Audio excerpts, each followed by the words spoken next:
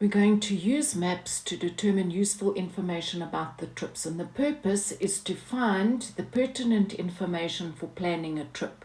The outcomes: you must be able to choose a route to a destination from a place, determine the distance and the traveling time for this trip.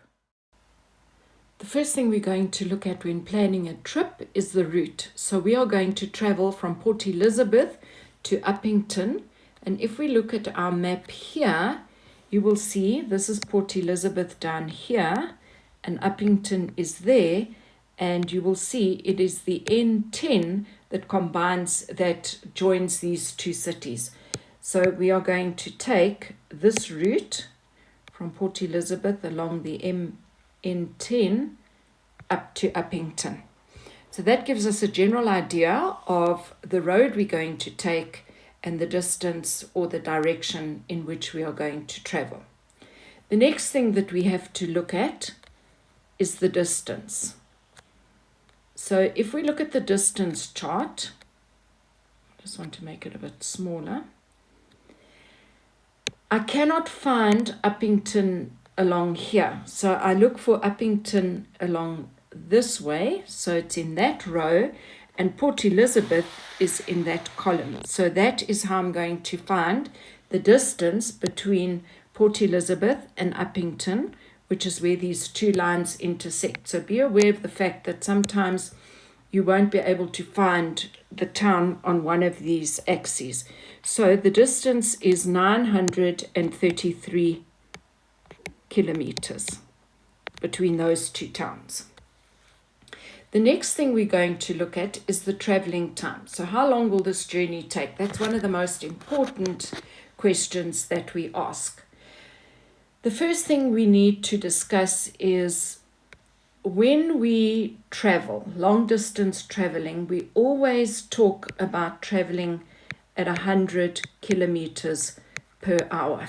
Now we know that the speed limit is 120 kilometers per hour on the highways. So why do we take it at 100 kilometers per hour? Well, there could be traffic. Also, remember, you can't just put your foot on the petrol and travel at that speed for the entire distance. You go through towns. It's not always highway traveling. So this is a good estimate to use when calculating traveling time. So this is a ratio, a rate. So we're going to use that because we know that we have to travel 933 kilometers.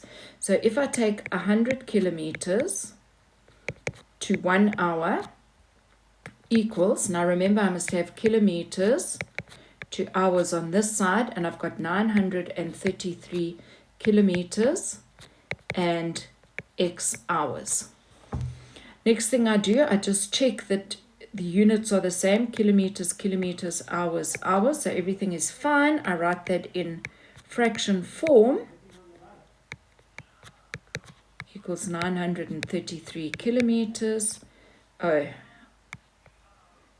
X. Remember I said to you, we do not put units in our fraction. So that's 1 hour. Next thing I do is cross multiply. So that's 100 X equals 933. I have to divide by the coefficient of X so that cancels. I can get X on its own. What I do to the one side, I do to the other. Take out your calculator and you will see it is 9,33. What are they? Well, these are hours. I just want to revise quickly. 9,33 hours. If I write it in hours and minutes, because remember you're always going to get a question where you have to do that, it means I have 9 whole hours plus, this is a fraction part, so 0,33 of 1 hour. Of means multiply. I'm changing it to minutes, so 1 hour is 60 minutes, so I'm going to multiply by 60, and I'm going to get 0,33 multiplied by 60, which will give me 9 hours plus 19,8 minutes. And I would just round it off to 9 hours, 20 minutes. In this context. Is the 20 minutes important? No, it's not, because maybe you stop for less, maybe you stop for longer. So we could say it takes between 9.5 hours to travel this distance. Let's now see what the petrol for this journey would cost. The journey is 933 kilometers. Now I have two facts here. I've got 12.20 per litre and I've got 12 litres per 100 kilometers. So I've got to try and connect this to one of those values. You can see it cannot connect to this because we're talking about rands and litres, but here I've got kilometers and kilometers, so I can use this one here. So I'm going to use the fact that 12 litres to 100 kilometers, I'm going to use it in ratio form, and I know I have to have litres to kilometers. Remember, your order is very important. Litres first, kilometers at the end. So kilometers.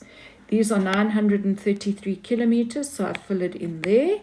And I've got X litres. So in other words, I'm finding out how many litres I need for this journey. So I'm going to put 12 over 100 equals X over 933.